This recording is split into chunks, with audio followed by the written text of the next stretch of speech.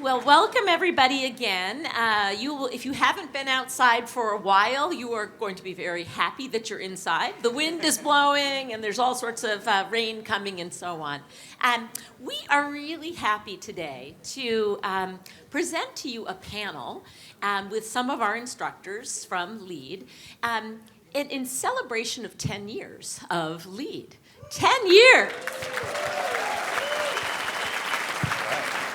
And what we wanted to do was give you just a taste, a thought, some ideas on how LEAD has impacted faculty. We often talk about how LEAD impacts our participants, but what you all ought to know is that you impact us too in positive ways. So we're going to begin first, and I'm so honored that I get to moderate this with my distinguished colleagues on the panel. And I'm going to begin first with a question for Peter. As you all know, Peter was the person who launched LEAD, the faculty person, of course, with a huge team of amazing, wonderful staff. But Peter was really the sort of architect behind what it is that we've built. And so, Peter, I'm hoping that I can just ask you to share a little bit about your original vision for LEAD and some of your early ideas and maybe an experience or two, if you can share. Definitely. Well, thank you, Sarah. And thanks to everyone for being here. It's great to talk about this because it has had such an impact on me and others and the GSB more generally. But, you know, if I think back 12 or so years ago when we first started hatching this idea and sort of think about where we were, you know, it's useful to kind of just pause, and I actually want to say a few things about the GSB just more generally. I think the GSB kind of led in the 1970s really the revolution in management education around making it really a scientific discipline and bringing research to the fore and kind of established our reputation in that way.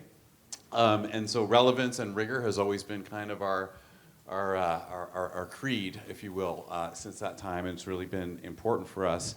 When we started thinking about launching something like the LEAD program, there were a number of things that we had in mind to do it.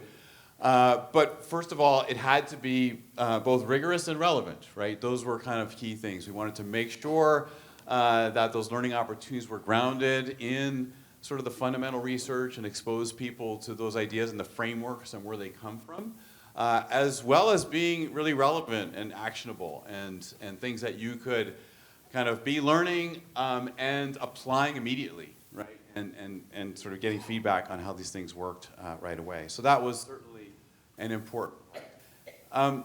The other thing, though, that's been really important in the GSB and kind of how we think about management in education is it should be in some way transformative for the individual. And it should kind of take them to sort of a new mindset and sort of a new ability to be a leader going forward. And so we wanted to make sure that in addition to just providing content, which I think we knew we could create an experience and a journey that would actually be transformative for the participants. And that, I think, was the one part going into it where I was like, how are we going to make that happen? Sort of, I know how it works on campus, and people come here for 2 years, and sort of they're in this sort of enclave here, but how can we take that and sort of make it happen outside the GSB? Is there a way that we can make that happen? And of course, you know, part of that is, you know, how do we create community? Because that's really an important aspect of it. Learning is a social journey when it happens, you know, at its best. And so how can we make that happen? At the time, the other things that were going on here at Stanford this was around the time of MOOCs. If people remember, massive open online courses, and MOOCs were going to take over everything and sort of be the way education was done from then on. And, you know, we had already had a little bit of experience looking at that and seeing, you know, MOOCs are great. You get thousands of people to sign up in week one, and then, you know, maybe 2% stay by the end and really follow it through. So we also knew that we didn't want something like that, right? We really wanted something where it would be compelling, people would stick together and really get the full experience out of it. So those were, you know, key things that we thought about going into the design of things in terms of, you know, we were trying to recruit faculty, sort of what our goals were in doing all of this. And as I said, sort of the mystery piece was that community aspect. And it took us some time to figure all these things out. We launched this before, Zoom didn't exist, by the way, or maybe it existed, but nobody knew about Zoom when we launched. We were using things like WebEx and Blue Jeans, if you remember those, and Adobe Connect, and lots of other things that didn't work quite as well as Zoom. Some of you, depending on what cohort you're from, you'll remember that before Verbella, you had like a balloon head and a box body and things like that. So lots of different things that we experimented with along the way. One of the things that you may not know is sort of early on, sort of the evolution of the CF role, because at the very beginning of LEAD, we had CFs we called catalysts, and basically their job was to get online with folks and just talk for a couple, just try to create some conversation, have people come and bring, pictures of their kids and things like that, but just try to create some sort of online community, and that, sort of evolved into ultimately the CF role and sort of the team-based things that we're doing and so forth. The other thing that actually in the beginning we didn't do, and we figured out pretty soon, was to think about, well, we need some onboarding. We need to sort of get people oriented to this new experience that they're entering. And so, in the beginning, sort of people would get into all these trouble with team dynamics and so forth in the middle of finance. And CAT, which you can imagine is not the time you want to be dealing with team dynamics. And so we thought, it'd be great to have sort of an onboarding process where people could really just kind of, get comfortable with what they're doing, and that they're going to be working with each other and as part of a team, and kind of do some low stakes exercises where they could really bond as a team. So a lot of things that we sort of tried very intentionally to sort of create that and sort of build on that. And then just once we had it up and running, learning so much from those early pioneers, those early cohorts. The idea of Me2We, as you've heard many times, was born from those pioneers. And a lot of things that we're doing today have come from ideas that you've given us and things to incorporate into LEAD. So thank you for that.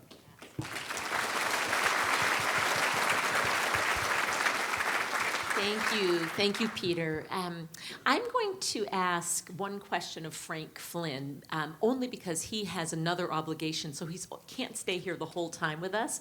And one of the things that I have been so impressed with about Frank, not just in LEAD, but in other courses as well, is that Frank is somebody who takes teaching into his research and research into his teaching. All of us take research into our teaching. That's sort of what Peter really, I think, meant when he was talking about the rigor of the curriculum. But Frank is one of the few folks at the GSB in general, but in LEAD, that actually draws a lot from the experience and the people to inform his research. And so, Frank, I was hoping you might take a few minutes and tell us a little bit about how you have used the LEAD experience and worked with participants and CFs and others to inform your research. Hi, everybody. Thanks so much for being here today and for inviting us to share a little bit about our experiences. So I've taught the Communicating with Impact course for the past maybe 7 years with LEAD, and I've learned as much as anybody in that course, probably a lot more actually than anybody who's taken it. And one of the things I've benefited from is actually conducting research with participants in LEAD. So we just published a paper last year in which one of the studies featured involves a sample of LEAD participants. We just published a study about 2 months ago as well, or a paper about 2 months ago as well, with another study involving LEAD participants who are sharing their own experiences that we can not only benefit from in terms of research findings, but that previous paper from last year now has a prominent role in the first module of the course. And so you can kind of see this cyclical nature of teaching and research play out, such that we introduce some insights based on what we know from past research. People can apply it in very real ways in the classroom. They share their own experiences so that we can learn from that further, refine what we know, and then share back that refined version of what we know, so that hopefully in an iterative way, we're continually learning and improving, at least in this one aspect of communication in this course. So I just want to say a big thank you to those of you who agreed to participate in those studies, and a big thank you to those of you who are about to agree to participate in the next one of those studies. because that email's hitting your desk soon, for sure. I love what you said about this cyclical nature, Frank, right? Everything, you often see just what we teach, and then once in a while we'll share something that's a little bit of our research, and you'll say, oh, I guess they have a day job as well as teaching, and so I really have always liked and appreciated so much how my colleague Frank has been able to marry these things together in such a seamless way. Well, speaking of teaching, I'm going to throw this out and I maybe go to the very end and ask Christian to remark first, and then Zach, and then hopefully maybe Frank can say a comment, and Peter too, and then I know Frank, you may have to get up and go. But I'm wondering a little bit about what you might be able to comment on in terms of how you see LEAD participants to be similar or different from our on-campus participants, whether MBAs or executive education students and so on. So I wonder if you each might remark on that. Maybe Christian first, then Zach, and Frank and Peter. Yeah, I'd love to.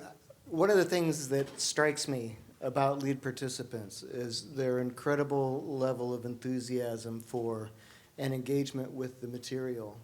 And it's one of the things that makes it so rewarding to teach LEAD participants. And when I teach the MBA students, I have a compressed course with similar content that I teach the MBAs, and I teach them over a period of 3 weeks, and they linger around the GSB, and then they disappear. And I don't know if anything I taught them had any influence over their professional outcomes. I hope for the best. But one of the fantastic things about LEAD is that all of you are out in the world working in your jobs at the same time you are taking these courses. You are not waiting, hoping you remember something from the course so you can apply it a year later. You're putting it into practice the week after you learn it.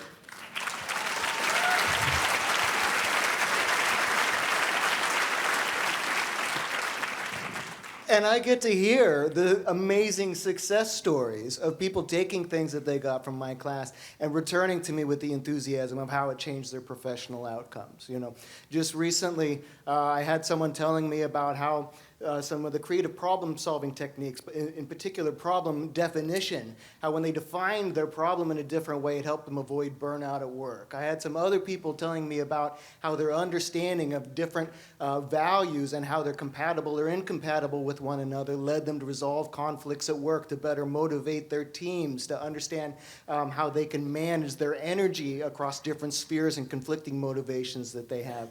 I had someone say to me, wow, I really implemented these spontaneity principles that I learned in your class. I would normally prepare a talk down to the last word, but I was open. I just went in with an open mindset, and I was able, based on the other people who were giving talks and the questions that I got, to just go with the flow, and it completely transformed the way I gave my talk. We had someone at Matt Abraham's panel who sang a song about how they use this song to manage their anxiety, and she sang this song in front of hundreds of people, something she never would have done before. And so it's so incredibly gratifying for me to be able to give people these little tools, these little tricks, these little bits of homework, and then right away they implement it and they can report back to me and say, wow, that was fantastic. That changed everything for me. It's incredibly gratifying, and it's different from the type of gratification I can get from teaching the MBA students.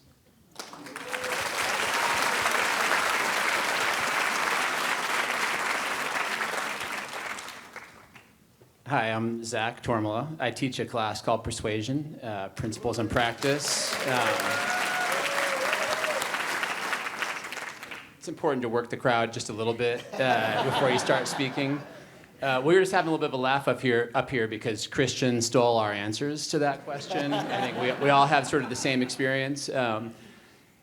I will say that one of the big things, obviously, LEAD participants way better than our on-campus MBAs.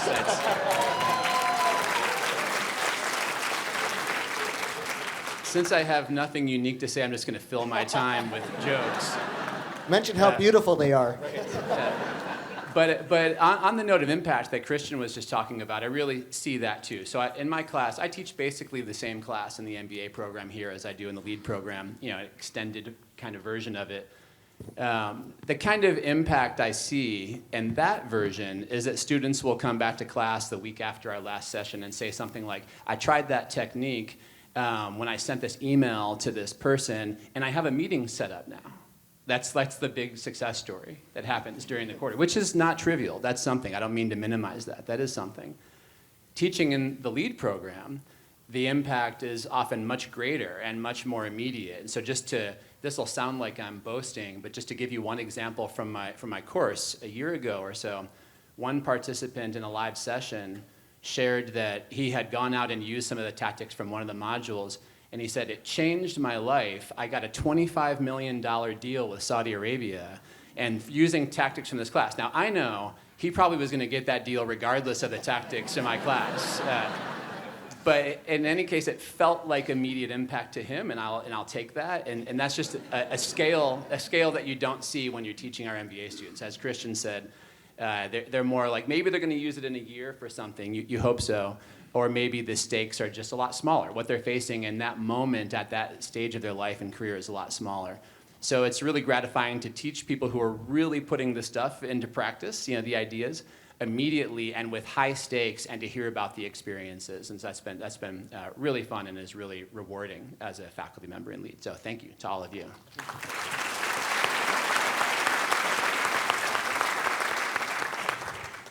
Yeah, ditto.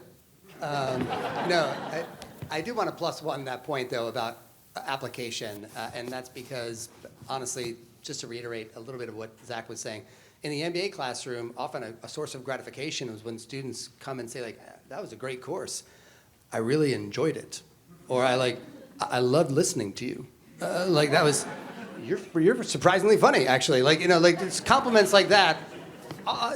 Nice, but kind of nice. They're kind of like backhanded compliments because the goal is to learn something and do something different as a result. Whereas I just finished the last week of the Communicating with Impact course, in which we go over motivation strategies, and the assignment people have to complete is one where they have to actually go out and apply those principles that we cover to offer more meaningful and effective forms of praise to people. And the comments that I got back from folks, some of the CFs are here, we shared them among each other because they're so gratifying for us to hear. Just many comments from people talking about the tremendous effect that it had, the impact, the difference that it made in their work relationships, et cetera. That's amazing. And I know that impact is also something that leaders create for each other here in this space, but also online.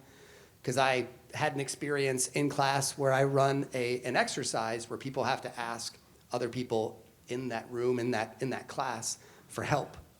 And in this LEAD class where we ran this exercise, one of the people there mentioned that they needed help because they had just been reorged out of their job and were looking for some ways to maybe find another opportunity.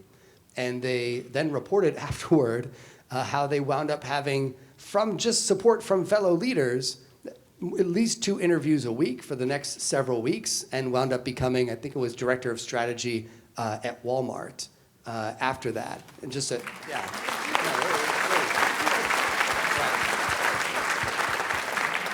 just tremendously impressive. So that impact is something that is, I think, hopefully a one-to-one in terms of the material delivered and what kind of impact it has. But it's also collectively created among everybody here who's part of that broader group. Thanks. Yeah, no, it's really, when I think about the finance course in particular, one of the challenges going into that, designing that course, and especially since it would be kind of a first course in LEAD, was trying to make sure that it was a course design that would speak to both people who were brand new to finance, as well as people who had careers in finance, and making sure that both groups felt like they were getting something from that. And so one of the things that's been really satisfying for me has been to hear from many leaders, both that it kind of opened their eyes, that finance was something they were afraid of, worried about, never wanted to deal with, or never thought they would find interesting, and that it kind of opened their eyes to that and sort of enabled them to both appreciate it and use those ideas and tools in new ways. And also people who had spent their careers in finance saying, you know what, you gave me much better ways to explain what I'm doing and why I'm doing it. And therefore I can communicate better with other people in my firm where I had some new takeaways based on that. So being able to do that was a real challenge, but also a privilege to do and hear that feedback. So that was been great. I have on the research story, I'll tell another story that's actually very Me2We connected. So how many of you were here two years ago? Okay, look at that. I love that everyone keeps coming back. So you may remember there was an event that happened right before Me2We. Yeah, Silicon Valley Bank collapsed. Exactly. And so our first lunch, people said, can you tell us what the heck just happened? This was literally like 2 days after. And so I thought, okay, let's do it. And so we sort of went through that and had an interesting presentation about that. And putting that together, it sort of got me reflecting on, why was the level of risk so high in Silicon Valley Bank and other banks? Some of my colleagues wanted to see the presentation. We did it then for the MBA students. They got sort of more interested in it. And it led to a research paper, actually, that Arvind and I did that's kind of been having impact with regulators and so forth in terms of how they're thinking about pushing the banks to manage interest rate risk. So that's straight from Me2We. Thank you. I love that story. So a lot of what you just heard, I think all of us as faculty often share these kinds of stories. There's another kind of story that we often tell each other, which I think you all need to hear too. And that is, and there's little glimmers of this, but I want to be really specific about it. And that is, how has this experience working with this, these large cohorts, very diverse cohorts from all over the world, teaching largely online, asynchronously, except for the live sessions, and then coming together for these wonderful days. How has that made us think differently about what we do in the classroom, here on campus, in the classroom physically? And I'm wondering, and I don't know if anybody wants to raise their hand and say, I'll start, or I'll just cold call somebody. Christian, you're grinning. Thank you, Sarah. Well, I'd first like to start talking about my experience teaching lead. Many of you haven't taken my class. My class is Leadership Agility. And it involves a lot of exercises that many of which are drawn from improvisational theater. We take up space in the room. We organize our exercises by space. They require being present at the same time, interacting with one another. And Sarah came to me and she said, I think you should develop this course for LEAD using those kinds of things. And I said, are you crazy? How is this going to work for an online class? She says, don't worry, you got it. And then she walked away. And I thought, well, this will be a fun challenge. And I have to say, I'm incredibly impressed with all of the LEAD staff that helped me design this course, and the amazing course facilitators that helped bring a lot of these things alive through the sessions. But you realize the incredible power of what you can do with online education.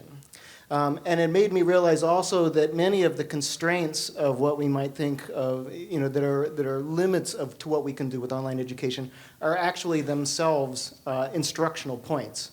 As one example, a portion of my class deals with modulating your status cues. And so how do we portray higher or lower levels of status? Well, if you think about a lot of the things that you might do in person to communicate your status to somebody, sitting at the head of the table, taking up physical space, touching someone on the arm. These things are all unavailable to you in a Zoom type of format, right? How does status work in that kind of environment? And what we find is that, research shows that status levels out quite a bit. Hierarchies shrink in their dimension when you're on Zoom. There's no head of the table. Everyone's equal-sized squares. You see greater decision shifts from beginning to end. You see a need to explicitly enforce norms in the way that you don't in an existing organizational culture. And so what it did is it informed me in part by thinking about, wow, these are all real-world things that are part of the classroom, but they're also part of our everyday work environments, and we need to think about how those cues play out in that. And then it also made me think about the capabilities of different technologies. If I wanted to do a quick survey of you all to figure out what you felt about some issue, I could have you raise your hands, I could count the number. But on Zoom, I could just do a quick poll and get that. If I wanted to get feedback from each of you, verbal feedback, we could pass the mic around, everyone could talk, or I could just have you type it into chat, and I could do a quick scan and get a read of how everyone is feeling. And so what has helped me realize is to think of, and this is something ironically that I teach in my class, is to think of constraints as gifts. And when you think of these constraints as gifts, as ways of enhancing your creativity, you realize that you can leverage a lot of capabilities or maybe limitations from one thing to make them advances in another.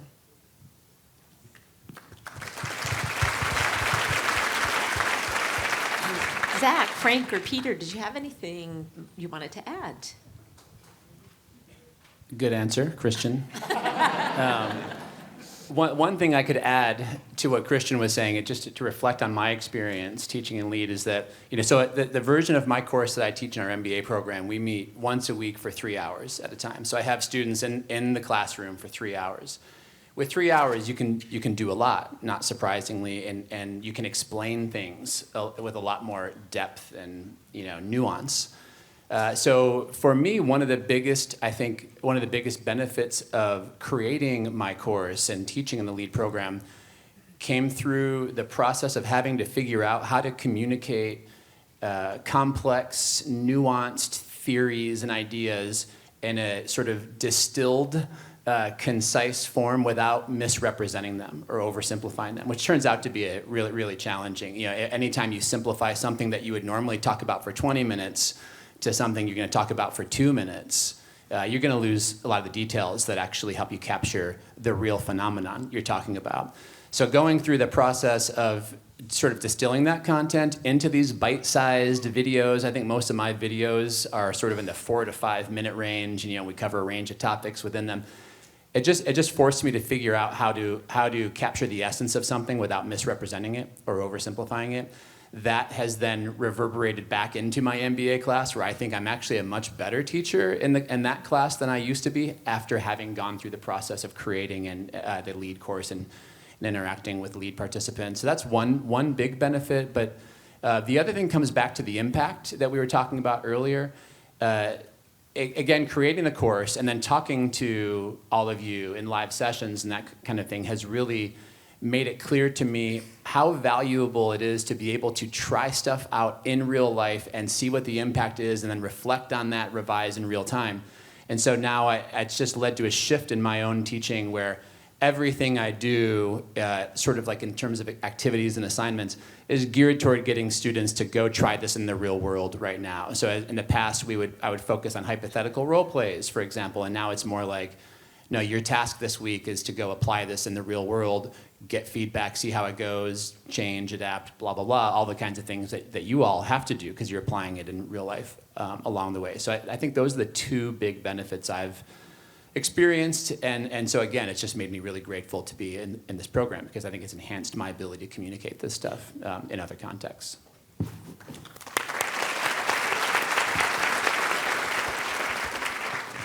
I'll make this real brief. I also believe that one of the advantages of teaching in the LEAD program is the many modalities you can use for instruction. In the MBA classroom, we really have one, which is we show up to the classroom for me for an hour and 45 minutes.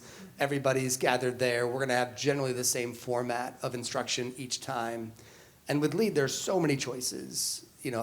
Zach mentioned a couple examples, but I'll also mention beside the videos and how you might change that up in terms of format, I love doing the podcasts as well. That was really fun for me. I think we were the first class to do that, and it was really fun to experiment with that. Just this past year, we had another new format, which I thought was terrific, and that was after the live session the following day, we had a 1 hour kind of hangout session where you could just come and ask questions, any questions you wanted about something going on right now that you could benefit from. And this hour was like nonstop questions. And people would just be like, my boss is terrible. Or whatever was topical for them at the time. But actually, I'd never had anything like that before. Because usually the students come in and they want to either reflect on their past experience or imagine a world in which they'll have this other experience. And so like having that real-time question and answer session about here's a problem, how would we then immediately apply the principle to solve it, was like thrilling for an hour. And exhausting as well, but it was just terrific. I apologize, I am gonna have to go teach right now. So thank you for having me here again, I appreciate it. Frank, thank you.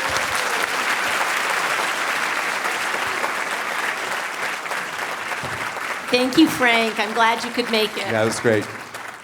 I'll, everything they said was fantastic and applies as well.